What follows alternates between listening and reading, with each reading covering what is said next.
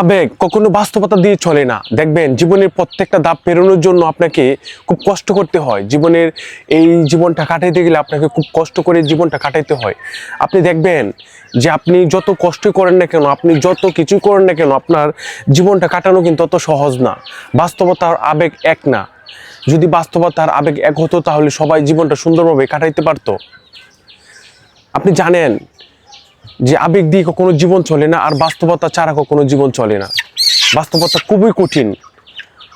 আপনি আবেগে বুঝতে পারবেন জীবনের দুঃখ কষ্টগুলো আবেগ দিয়ে আপনি কাটাইতে পারবেন, কিন্তু বাস্তবতা হচ্ছে আপনাকে কষ্ট করতে হবে, আপনাকে কাজ করতে হবে, আপনাকে অসীম পরিশ্রম করতে হবে।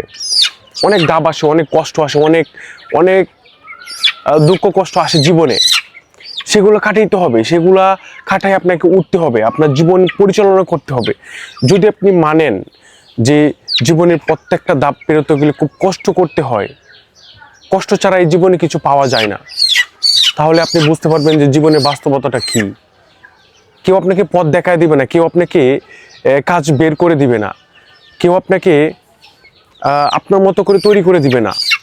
আপনাকে আপনার মাধ্যমে আপনার নিজেকে তৈরি করতে হবে। তাই যাই করেন না কেন, আপনি বাস্তবতা বুঝে কাজ করবেন, বাস্তবতার সাথে তাল মিলিয়ে আপনার জীবনটা চালাবেন। ধন্যবাদ।